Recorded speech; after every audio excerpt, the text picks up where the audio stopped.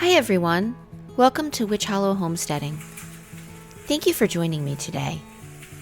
It was such a beautiful morning. I took a look outside and decided I think it's time to go blueberry picking. So we gathered up the baskets and headed to our favorite place, which is Swiss Stack. And here is a shot of the field as you pull in to Swiss Stack. Oh, it was such a perfect day to pick berries.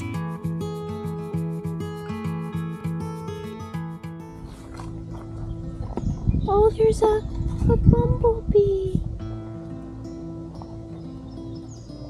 Oh, and that flower. How cute.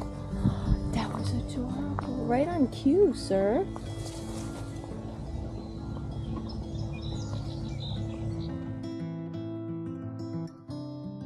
Mr. Witch and I picked about 12 quarts. I think it was 12 quarts. It's been a while. But we picked about 12 quarts of blueberries today.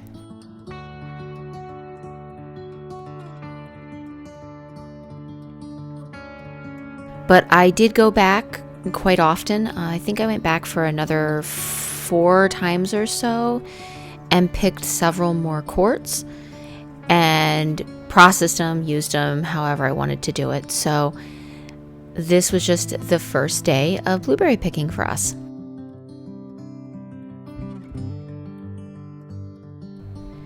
July ended up kind of going past in a blur. It was a really busy month for us, and normally people that know us, people that are close to us, that are friends and family, they know we really kind of keep to ourselves. We stay home a lot, and we keep our life pretty simple and basic. And July was the exact opposite of that. We had parties to go to, and we had people we had to meet, places and things that we were doing, and the month just kind of got away from us. And then to top it off, we did have a tornado. Luckily, Mr. Witch and I were fine. However, I was in the dentist's office when the tornado went through, and he was sitting out in the car in the tornado. But we were okay. We just lost power for a couple of days, which that caused more issues. And so we're just really behind. So that's why this video is coming out so delayed. I'm sorry about that. Just haven't had time. So today is the first time that I've had a minute to sit down and do some editing. So I hope you enjoy all the recipes that I'm about to show you in this video. I have to say that this was the most perfect weather for berry picking. All the other trips I made after that, it was super hot, no breeze, no clouds, really humid. So this was actually the perfect time to do this. Let's head back to Witch Hollow Homesteading, where we are going to process these blueberries.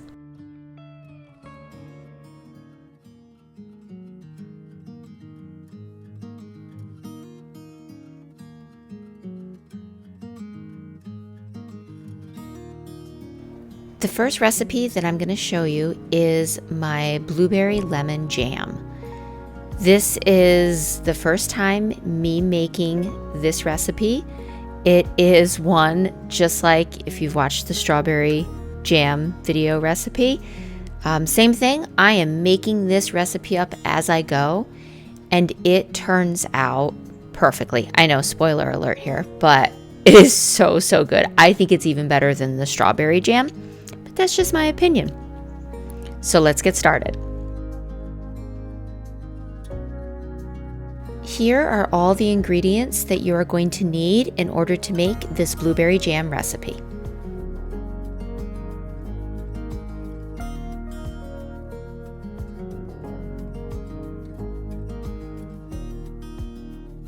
I'm going to admit right from the start, blueberries are not our favorite fruit. That would be strawberries, which is why I picked so many strawberries when it was strawberry season. But we still do really enjoy blueberries, and there are a lot of things that we like to do with them. So whether I'm freezing them or making jam or dehydrating them or making fruit leather, which I'm going to show you in this video as well, we do enjoy them. So this is just the first part. of how I'm going to process them. When it comes to the canning process, I'm not going to show you step by step on how I do that. Everybody does canning a little bit differently. You'll kind of get an overview of what I'm doing. Like here, as you can see, I have all of my glass jars that I'm going to put boiling water in, let them sit for a while so that I can sterilize them, dump them out, and then they'll be ready for jam. I have the rings already sitting here, and I have the brand new lids sitting in a small bowl that I'm going to put boiling water on as well. What I like to do when I'm washing blueberries is put them in a big bowl like this, pick out any sticks, any leaves, any twigs that we happen to get, give them a good rinsing, and then I'm going to put them in a colander, rinse them again, and then dump them out on a towel and dry them. Now, I would dry them really well if I was freezing them. In this case, since I'm just going to make jam out of them, I'm actually just going to, like I said, pick all the stuff out, rinse them in a colander, and then dump them into a big bowl.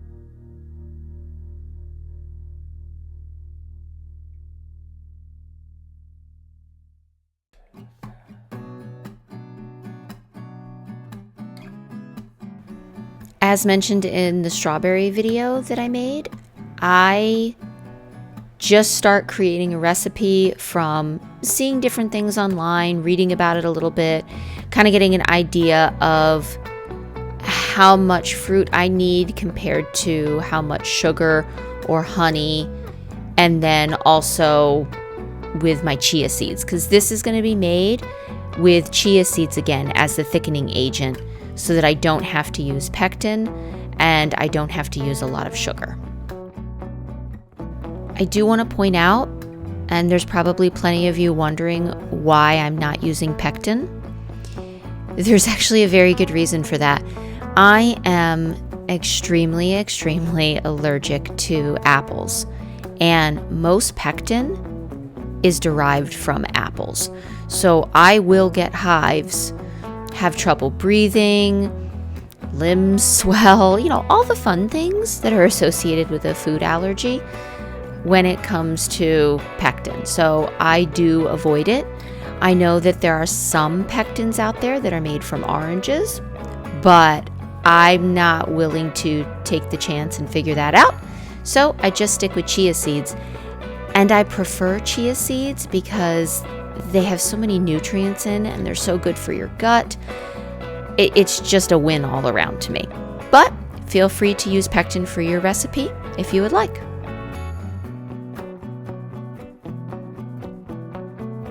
I have weighed all my blueberries. I have those all measured out. Now my next step is going to be measuring out the honey. I chose honey instead of sugar in this recipe because this is local honey that I get from Swiss Stack Farm. I buy it in bulk, and the taste and smell of it is just so incredible that I wanted that to infuse into the jam, and it absolutely did, and it is amazing. I don't know how to describe it, but I've never had honey that has tasted this way. It's so fragrant. With the honey measured out, I'm going to dump it right into my pot with the blueberries.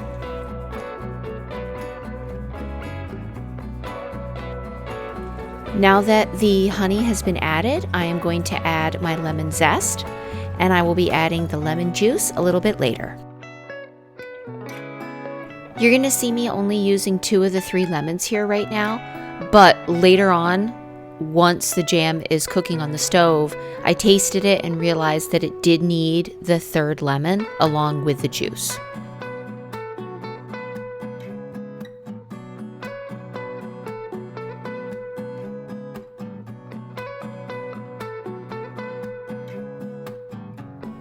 The last part is measuring out the chia seeds. And I will add those after the jam begins to cook. I don't want to add them in the beginning because I am going to use an immersion blender to blend the blueberries up.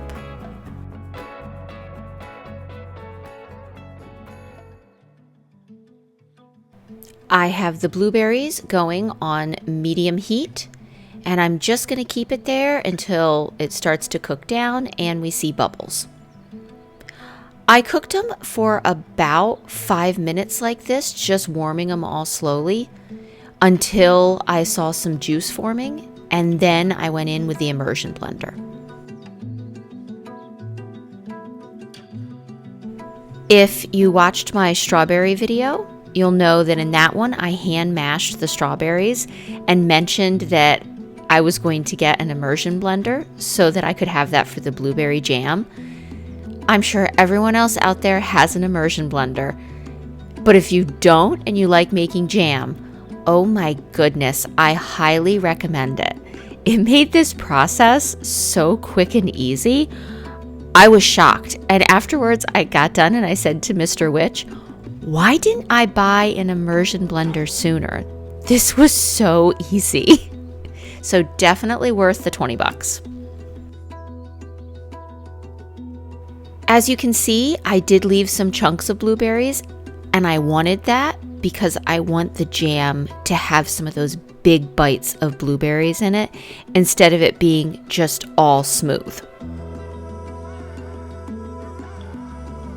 As you can see, it's starting to cook. We're getting that nice foam layer forming on the top of the jam. And what I'm going to do next is get a spoon out with a bowl and just skim off that foam layer on the top.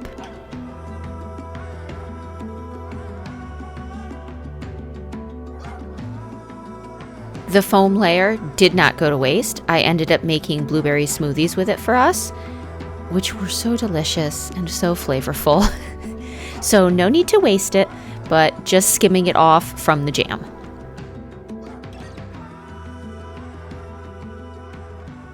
Now I'm adding in that last lemon that I mentioned earlier, so I'm doing the zest along with the lemon juice.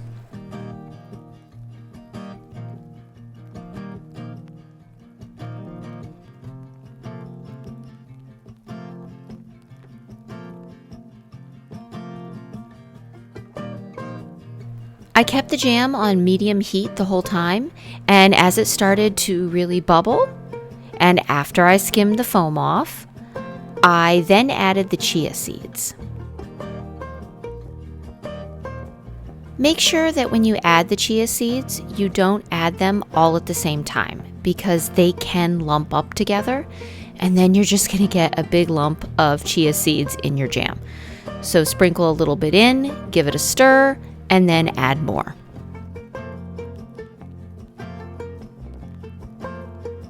I ended up cooking the jam for probably another 20 minutes after I added the chia seeds, but I kind of just knew when it was done because I've made jam before. What you're looking for is for it to thicken nicely.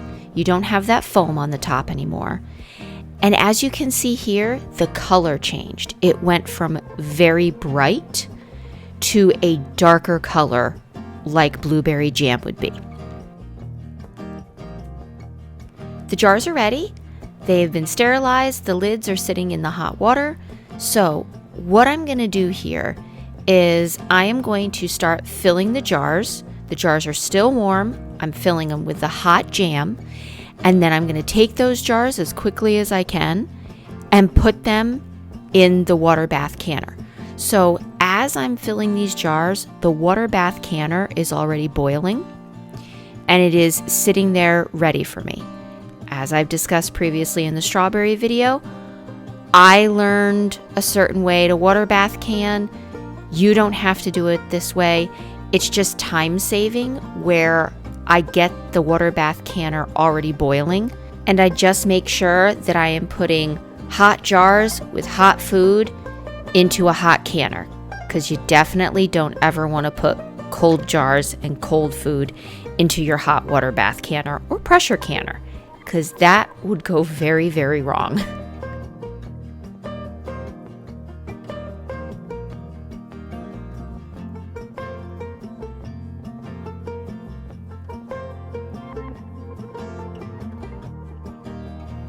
I'm making sure as I fill these that I am leaving a good inch of headspace at the top. I don't want to fill them too full and then it bubbles out of the jars.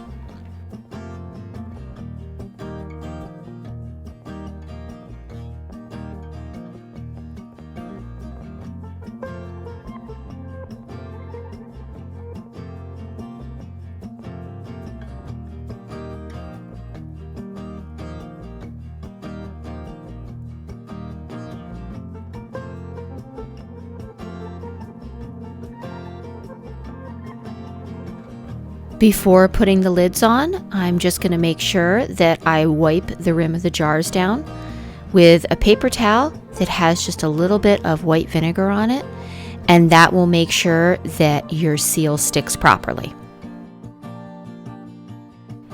And now that I mentioned that, I do want to say about 2 years ago, my mom and I went and bought some extra lids for canning, and the lid brand absolutely matters.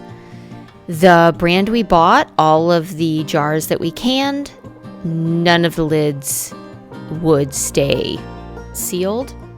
They all just didn't even attempt to seal. And for a minute I thought it was our fault, but it was not. It was the brand. So from now on, I only use Ball brand lids and rings.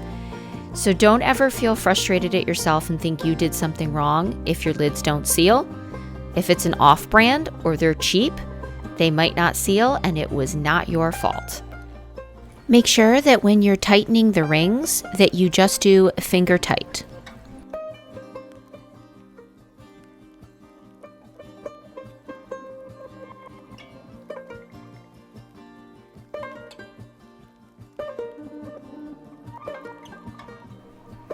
So with me putting hot jars with hot food into a currently boiling water bath canner, what I do is when I put the jars in, I lower them very, very slowly.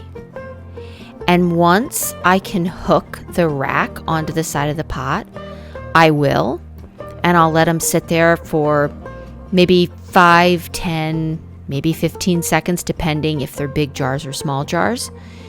And then I will unhook it again and very slowly lower them into the water. And this helps prevent the jars from cracking and breaking when you put them into the hot water bath canner.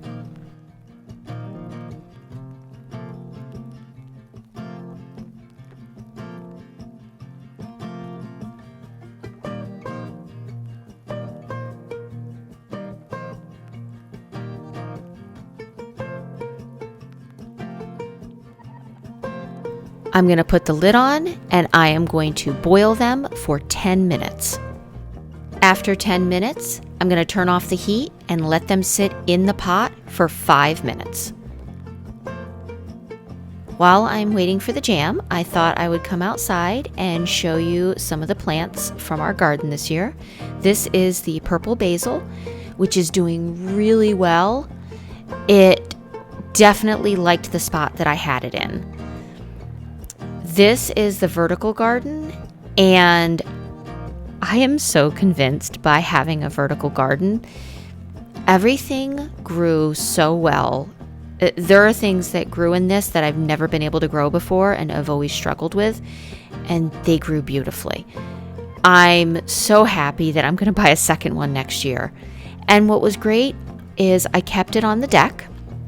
It is a covered deck. As you can see, it does get sun in the morning and in the afternoon, but the plants that I planted in this don't like a lot of sun, which worked perfectly. I would come out once or twice a day, rotate it, let some more sun hit some of the other plants, and it was as happy as can be. So I will definitely be getting another one of these next year. It's been 15 minutes, 10 minutes on boiling, 5 minutes with the heat turned off. I'm now going to take the lid off, and I'm going to very carefully remove these jars from the water bath canner.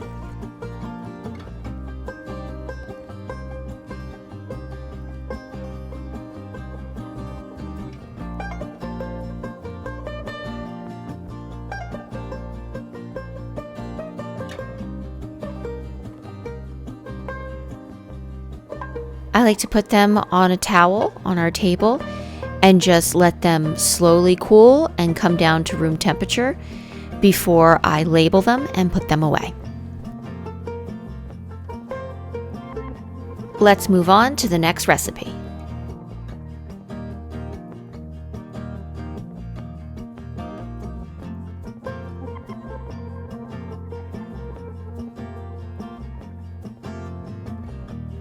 The next recipe I'm going to show you is dehydrated blueberries along with blueberry fruit leather. Same as last time, I'm beginning by giving them a really good washing, picking out any of the leaves and twigs, and then I'm going to take them, put them in a colander, and get ready to process them. So with blueberries, you need to break the skin in order to dehydrate them properly. So with strawberries, I can just slice them up, put them in the dehydrator, and they dry up, no issue. But with blueberries, there's two different methods you could use. One, you could freeze them and then thaw them out before putting them in the dehydrator. That would break their skin. Or you could boil them for 30 to 45 seconds just to break the skins and then dehydrate them. I am going with the boiling method, which worked really well, and I was really happy with doing that because that also worked well for the blueberry fruit leather. And this way, I didn't have to wait until I froze all of these blueberries to then unthaw them and then put them in the dehydrator. This was perfect. I did the boiling in 4-cup batches because that would be the quickest way for me to get them out of the water when they are done, because you don't want to leave them in there too long. And what I did for the 30 seconds is I just very slowly stirred them so that they evenly boiled. Then I used a small metal strainer to just scoop them out and put them into a bowl of ice cold water to stop the boiling process. Then I repeated the process over and over again until all of the blueberries were done.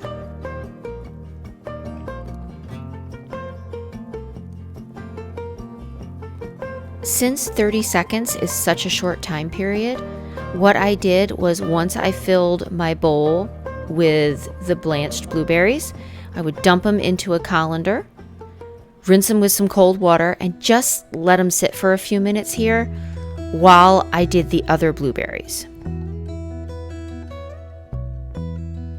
Afterwards, I started spreading them out onto the dehydrator sheets. I wanted to give them enough room, but I knew they could still be kind of close together because they were going to shrink as they dehydrated. So I was mindful of that, but I just spread them out with my hands to fit them on the trays.